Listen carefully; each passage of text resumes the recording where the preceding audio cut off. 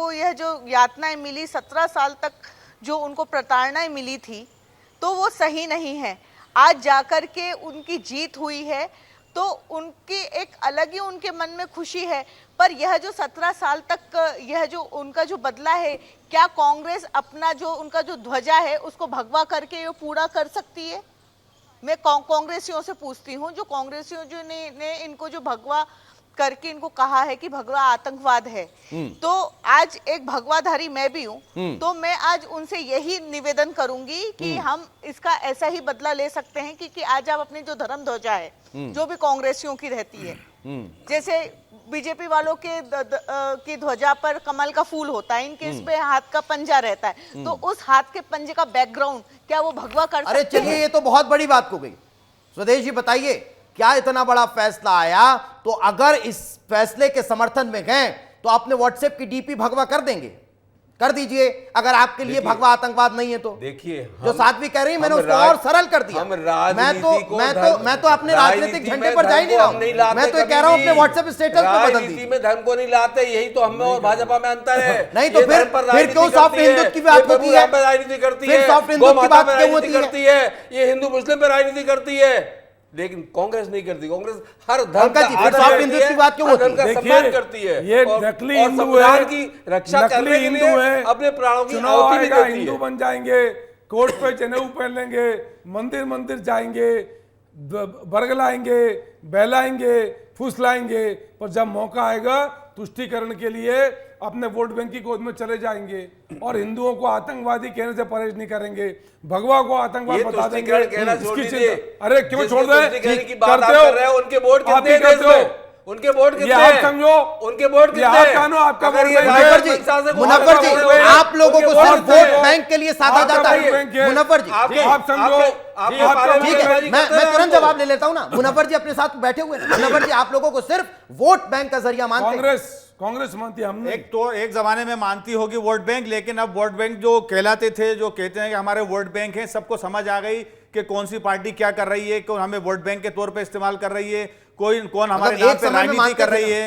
ये क्या है, मुस्लिम जो पॉपुलेशन है वो भारत की राजनीति का एक बड़ा हिस्सा बन चुका है।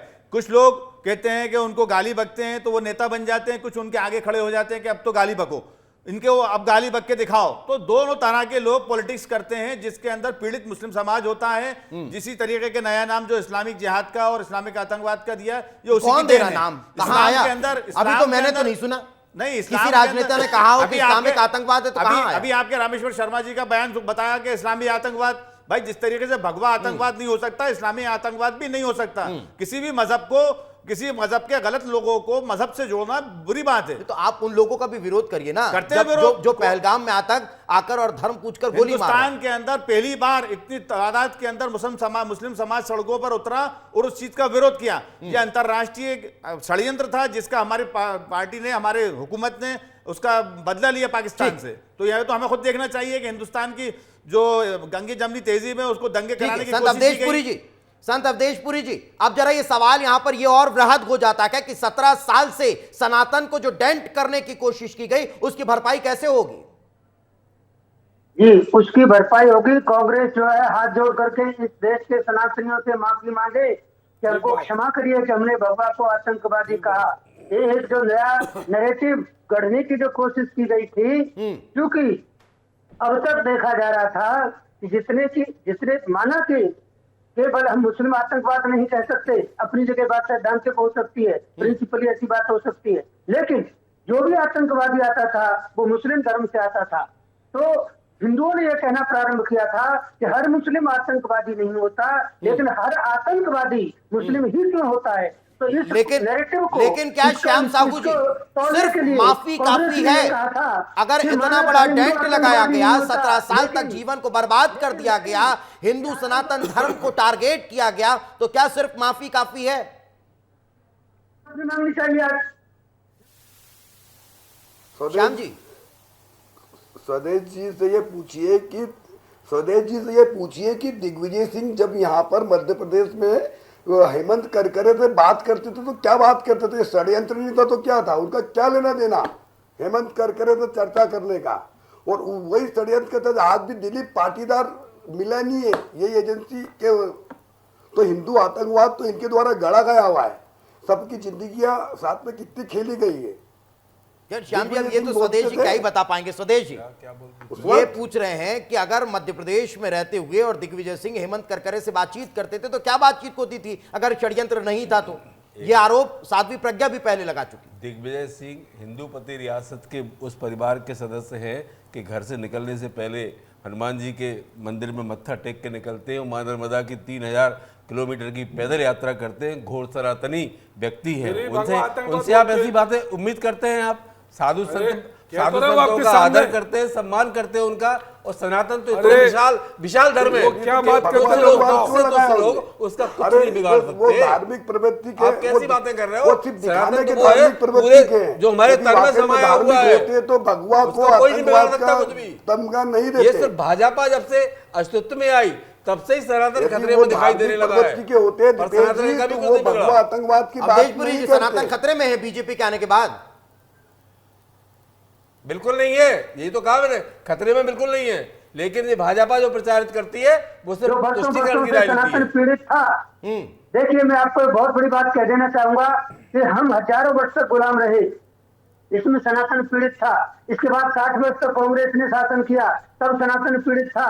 लेकिन जिस दिन से भाजपा आई है उस दिन से सनातन का उत्थान हुआ है, उद्भव हुआ है। साधु महात्माओं से हम किसी भी राजनीतिक दल के बारे में ऐसी उम्मीद नहीं करते कि आपको किसी पार्टी से जोड़ा जाए। हम जानते हैं जगत गुरु ब्राह्मण, ब्राह्मण गुरु सन्यासी, पूरा आदर करते हैं आपका और उम्मीद करते हैं कि आपको ऐसे बयानों से बचना चाहिए कि आपको किसी पार्टी का स्वदेश जी, मैं ये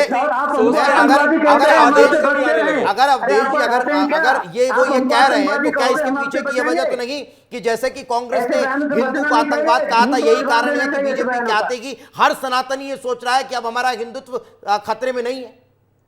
यही सवाल तो खड़ा हो रहा है उनके इस बयान से, जो लगातार पंकज जी खड़ा कर रहे हैं।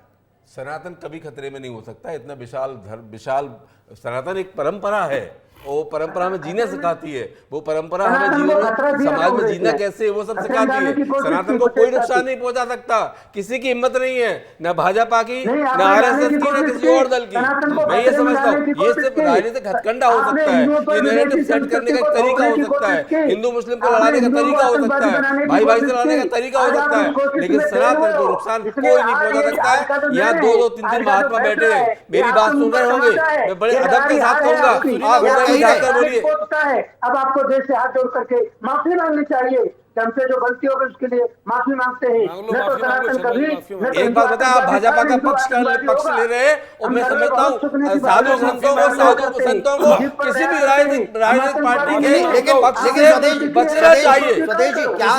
किसी भी अगर किसी से गलती हो जाती है, अगर किसी से गलती हमारे घर में भी संत महात्मा है और बताए बड़े बड़े मठाधीश सुनिए ना, लेकिन वो किसी टीवी सवाल तो नहीं आते, स्वदेश किसी भी एक राजनीतिक दल का सपोर्ट। अब आप कह रहे हैं कि सनातन का कोई अपमान नहीं कर सकता, आप वहीं संत से लड़ रहे हैं। संत महात्माओं का तो सभी आदर करते हैं। अरे आप पंकज जी से लड़ी ना, आप सनातन संत से क्यों लड़ रहे हैं? सभी आदर करते हैं, आप संत से लड़ रहे हैं, लेकिन भाजपा में क्या लड़ रहे हैं? बहस कर रहे हैं। मेरे सवाल का जवाब दीजिए ना, अगर ये सही है, अगर ये हुआ तो माफी मांगने में क्या दिक्कत है कांग्रेस के उन बड़े नेताओं को जिन्होंने कहा था कि माफी मांग लो, बात खत्म? देखिए, बात ये नहीं है, सनातनियों संत महात्माओं का तो आदर हम पूरे सनातनी करते हैं, माफी नहीं उनके मांगेंगे, पैर भी धोते हैं, लेकिन क्या भाजपा से माफी मांगेंगे? अरे संत समाज से, हिंदुओं से, भगवान से माफी नहीं, उन्हें कहा ही नहीं है किसी ने। अरे बोल रहे, अरे कुछ नहीं बोल रहे, ये तो आपका नैरेटिव हुआ है। डिबेट शुरू होने के पहले दिग्विजय सिंह जी की बाइट चली, झूठे आतंकवाद का कोई धर्म नहीं होता, झूठे दिग्विजय सिंह, झूठी कांग्रेस, अगर भाजपा कांग्रेस भाजपा